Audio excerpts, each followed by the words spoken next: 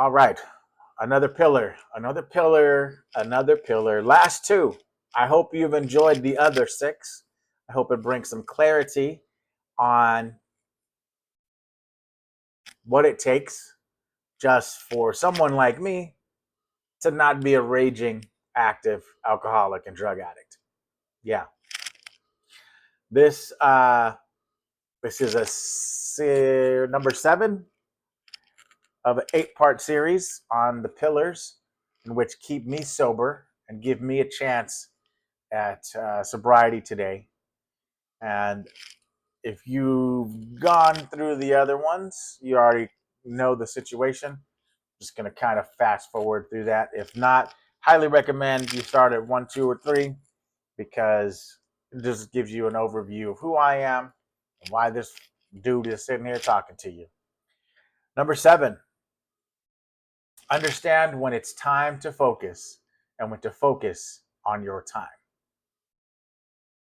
This taps into my attention deficit hyperactive disorder. Is that even the acronym? Did I get that right? I'm not a doctor, but I sounded like I knew what I was talking about right there. So understand when it's time to focus. I have to understand in the mornings that I have to focus on getting up sometimes because of my depression and my bipolar issues. And from what I've read and understood, this front part of my brain is lazy. Some days it's literally sit up. It'll take me a half an hour. I wake up 2.5 hours before I actually have to leave from work because it takes time. I have to focus on getting up. I have to focus on my prayers, on what I'm praying for. I have to surrender. I have to focus on there being enough time to meditate. And then I have to focus on getting ready for the day. Right? These are things I have to do. The second part, and when it's time, when to focus on my time. So when I do realize I have to focus, what am I doing with that time? And this might be an over exaggerated way to look at things. This might be like, oh, dude, just focus. Just just do what you have to do. These are things that I've heard. You're getting it done. My mind doesn't work like that. My mind does not work like that. I have to tell myself that I have to understand when it's time to focus, and then I have to understand when it's to focus on my time. Right? Because I can't meditate for 2.5 hours. Even if I could, like if I could get up to that 2.5 hour threshold, that would be amazing. Um, but I have to figure out what am I doing with that 2.5 hours in the morning when I'm trying to fit in my prayers, my meditation, uh, my breakfast. Am I fasting that day? Am I not fasting? Am I prepared to fast? Am I overthinking? What am I overthinking about? Did I forget the first part of what I was overthinking? Yes, I did. And then now I am in hyperactive overdrive overthinking. And then I just have to get up and go pee because I haven't even got out of bed yet. So when I have to understand when to focus on my time, I have to understand that I cannot spend 40 minutes scrolling on TikTok in the morning. That's focusing on my time. I cannot spend 3 hours at the gym. Realistically, I would probably just be walking around most of the time. I cannot spend, more time than I have allowed. So this is part of the balance of my life and what I have to look at, right? I cannot, just because I go to AA meetings, 3 AA meetings in a day, doesn't mean I get 3 times as much as recovery than I need that day. I'm looking for something, so I have to really focus on, okay, what am I looking for in that time span, in those 3.5 hours I've spent there? I'm looking for something. right? Internal. I'm waiting to hear something from somebody else. I'm waiting for God to speak to me through someone else when maybe I just need to go home, right? So to understand when it's time to focus and when to focus on my time is a delicate balance for me. And it's really just an overall way for me to understand that I cannot be consumed with something. If I'm drinking, that is something that is going to consume my time for hours and hours on end. I cannot drive, even though I will think I can drive, right? So now my time gets into play here.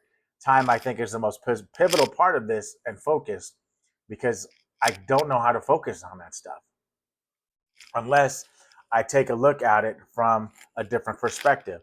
So this is kind of a byproduct of problems are projects, right? My time was a problem because I would be drunk and um, in jail or having to get to whatever. Like I wouldn't be able to fulfill my obligations in life because I did not have the time because I removed the time that I was able to be there because I was drunk or high or because I chose codependency or because I chose to amplify my victimology. Because make no mistake, in my sickness and my illness, I'm a victim. I'm the number one victim of everything that is wrong in the planet at that given time. So if I focus and I understand when it's time to focus, like I had to understand it's time for me to focus and put these pillars into something outside of what's just on my wall. And then I have to focus on what I'm telling you now because I want to go and start studying or do this or make food or go back out and get my car washed or do laundry or mop or like all of these things have been going through my mind as I'm continuing to talk to you because I have to understand that I have to focus on my time right now. If I don't do that, then it becomes a problem because I get nothing done. If I get nothing done, then I look at myself in a way that is not esteemable, right? So my self-esteem is directly relayed or depends on doing esteemable things, having acts of esteem. And they're not hard. I just have to do them. One of them is making my bed. That's an esteemable behavior for me. One of them is doing my laundry, right? So these things that are in my head that are constantly in conflict with me trying to take me away from the time I have with you right now, I can justify them as being esteemable acts, but I need to focus on the time that I have here with you in order for me to be able to continue the consistency of those esteemable acts in my life. And that is a great way for you to kind of see how I overcomplicate the shit out of things. And why this principle is so important for me because I have to understand. The first word of that is understand when it's time to focus. If I'm sitting with somebody at work, I need to understand it is time to focus on what they are saying to me. So I can actively listen. I can discover what the problem is. I can recommend what the best options are, fulfill those needs, and overall get a good experience with that client. Also, need to know when to focus on my time. I cannot spend 2 hours with that client. I have to be able to segment my life into these places in these narrow spaces because if I don't, it's like spilling a bag of Skittles. And I'm like, oh my God, I like the red ones. I like the green ones too. But you know what? I like, and then at the end of the day, I'm finding Skittles 2 weeks later. Then I'm like, can I eat this Skittle?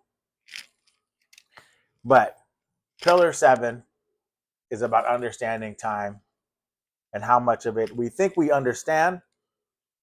We think we do. But in my addiction, it gets really blurry.